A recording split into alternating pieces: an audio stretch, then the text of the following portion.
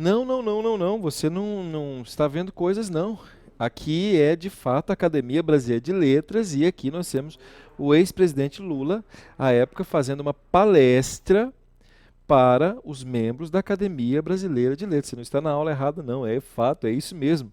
Aqui nós temos o ex-presidente Lula, né, que é do ponto de vista da análise, né, do discurso, é analfabeto, etc, etc, estava aqui falando, olha só, o ex-presidente José Sarney, né, que você está percebendo aqui, na Academia Brasileira de Letras, Evanildo Cavalcante Bechara, você que estuda a língua portuguesa sabe, é o grande gramático brasileiro aqui ouvindo o ex-presidente Lula, mas falam assim, mas do que ele estava falando?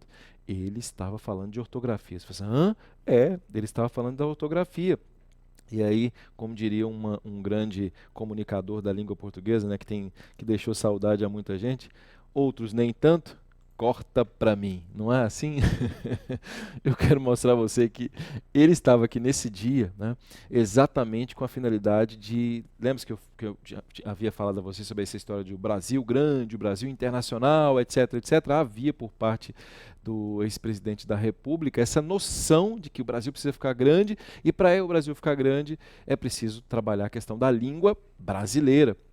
O acordo ortográfico foi, de fato, uma imposição brasileira à época, na década de 90, né, ou alguns colocam, né, final da década de 80, essa questão de ser 90 ou 91, uma questão matemática. Bem, não vou entrar nesse mérito.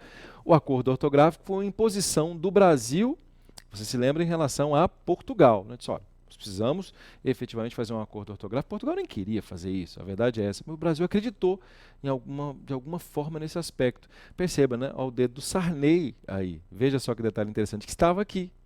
E aí, por isso que é importante tirar essa questão política. Eu não gosto de trabalhar essa perspectiva política. Eu não sou professor de política, sou professor de língua portuguesa. Então a percepção aqui é linguística. Se você, sei lá, votou em X ou Y, não gosta de X ou Y, eu pediria muito que você abrisse seu coração e que entendesse que eu estou falando sobre a história da língua portuguesa. Por favor, é da ortografia. Não tem nada a ver com o aspecto político. É importante isso, para você não se fechar.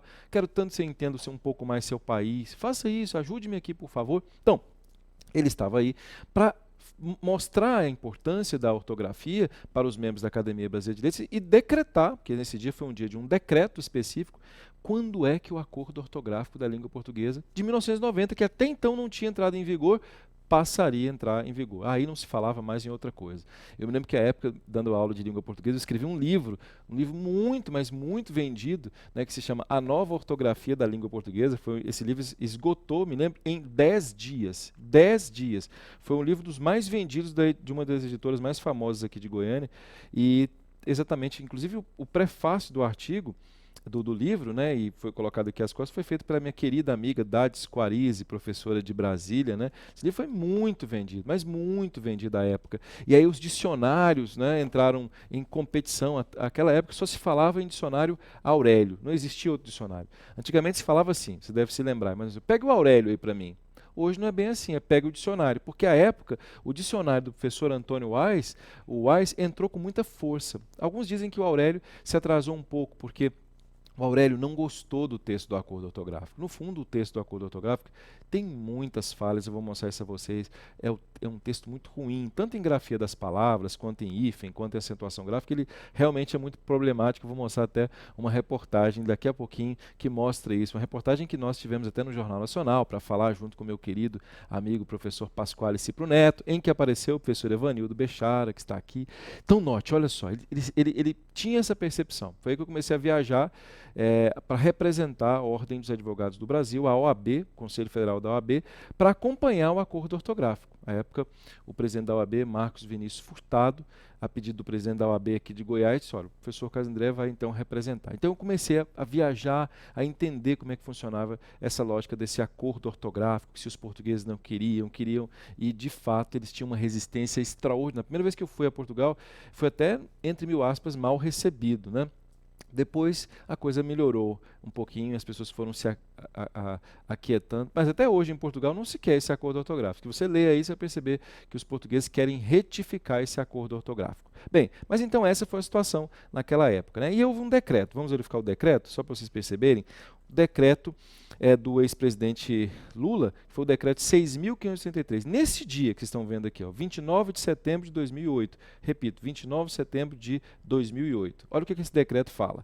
Promulga o acordo ortográfico assinado em 1990. Então veja, ó, a época, o ex-presidente Fernando Henrique entendia que não seria necessário isso, então pegou esse mesmo acordo ortográfico, a lei, o decreto 6.563, disse o seguinte: o presidente da República, nas atribuições que lhe confere o artigo 84, inciso 4º da Constituição, considerando que o Congresso Nacional aprovou, porque isso é de competência do Congresso Nacional, o acordo ortográfico da língua portuguesa, considerando que o governo brasileiro depositou um instrumento de ratificação do referido acordo junto ao Ministério dos Negócios Estrangeiros da República Portuguesa, isso aqui é uma questão internacional, considerando que o acordo entrou em vigor em 1º de janeiro de 2007, inclusive no Brasil, para no plano externo, que deveria ter entrado em vigor já, só que na prática não entrou em vigor, o que ele decreta? Decreta o seguinte: o acordo ortográfico da língua portuguesa entre os governos de Angola, República da Angola, República Federativa do Brasil, está em ordem alfabética, a República de Cabo Verde, da República de Guiné-Bissau, da República de Moçambique, da República Portuguesa e da República Democrática de São Tomé e Príncipe, de 1690, apenso por cópia ao presente decreto, será executado e cumprido inteiramente no que nele se contém. Aí veja só, o referido acordo produzirá efeito somente a partir de 2009. Então estamos em 2008. Em 2009, o acordo passaria a ter efeito. Aí alguém começou a correr. A indústria até falaram assim, não, esse acordo é por causa da indústria gráfica, que as livrarias vão ganhar muito dinheiro, e de fato ganharam mesmo, né? Porque todos os livros tiveram que oficialmente serem modificados. Isso causou um alvoroço, gente. De 2008 a 2009 foi um alvoroço, assim. Eu me lembro que o Wise saiu à frente, só que o grande problema foi o seguinte, é que o acordo, em alguns momentos, ele é tão ruim, mas ele é tão ruim, que veja só que loucura. Algumas palavras, por exemplo, a questão de hífen, exemplo clássico, o hífen é acentuação gráfica. Hífen, então, foi um terror em alguns aspectos do acordo ortográfico. No Aurélio era uma coisa, no Wise era outra. Por isso que o Aurélio se atrasou um pouco, porque o Aurélio não entendeu mesmo. Assim, gente, o Brasil é surreal. Nós passamos de 1990 até 2008 sem entender um negócio que já teoricamente teria que já ter entrado em vigor.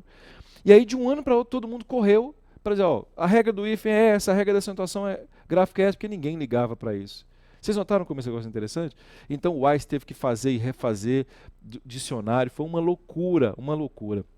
Ele passou a entrar em vigor em 2009, então houve pouco tempo, né, para que as pessoas pudessem efetivamente se acostumar, digamos assim, a isso. Percebem como esse detalhe é interessante? Então, repito, em 2009 ele entraria em vigor. Aí havia um parágrafo único. Esse aqui, que está arriscado, ele foi modificado, já vou contar a vocês como é que isso aconteceu. Parágrafo único. Atenção, atenção, atenção. Aqui nós vamos entrar bastante. A implementação do acordo ortográfico, estou lendo isso aqui que está arriscado, viu? Obedecerá ao período de transição que vai de 1º de janeiro de 2009, então ele entrou em vigor em 2009, mas como teste, a 31 de dezembro de 2012. Olha só. Então, ó, de 2009 a 2012, portanto, de 2009, 2010, 2011 e 2012, o que ele seria? Teste. Havia, portanto, 2 ortografias no Brasil. Qual a ortografia? A ortografia anterior, que era de 1943, e a ortografia posterior, que seria o acordo ortográfico da língua portuguesa. Notaram? Então, até 2013, 2012, as 2 ortografias eram possíveis, inclusive em prova, etc. Aí, no dia 1º de janeiro de 2013, repito, 1º de janeiro de 2013, entraria em vigor o acordo ortográfico da língua portuguesa, e aí haveria apenas uma ortografia. E aí foi muita briga. Foi tanta briga que a Academia Brasileira de Letras, por meio disso aqui, ó, que é o vocabulário ortográfico da língua portuguesa, ela colocou aqui nota explicativa. A confusão era tão grande que a nota explicativa da Academia Brasileira de Letras mudou o que o acordo ortográfico já fazia. Então veja, ó, a confusão era grande, tão grande, que o vocabulário ortográfico, que é da Academia Brasileira de Letras, porque Portugal tem um vocabulário deles, que é diferente do nosso. Então veja, a Academia de Ciências de Lisboa, quando leu o acordo, achou uma coisa em relação a hífen, em relação à acentuação gráfica. Pois bem, a Academia Brasileira de Letras achou outra. Então, olha só, o Tratado Internacional, quando foi lido por duas academias diferentes, algumas percepções sobre hífen, algumas percepções sobre acentuação gráfica, principalmente, grafia de palavras não. Grafia de palavras não houve essa alteração assim, dúvida, né? Mas ao ler o acordo ortográfico, o vocabulário ortográfico, que hoje está no site da academia, você pode ir lá assim, VOLPE. VOLPE é o vocabulário ortográfico da língua portuguesa. Algumas palavras aqui estão diferentes daqui, estão diferentes aqui. Você acredita nisso ou não? Algumas palavras estão diferentes aqui, aqui e aqui. Ela teve que lançar uma nota explicativa para mostrar por que ela estava colocando hífen em algumas palavras e outras não. Em cada aula eu vou especificar que palavras são essas, para vocês verificarem a lógica da polêmica.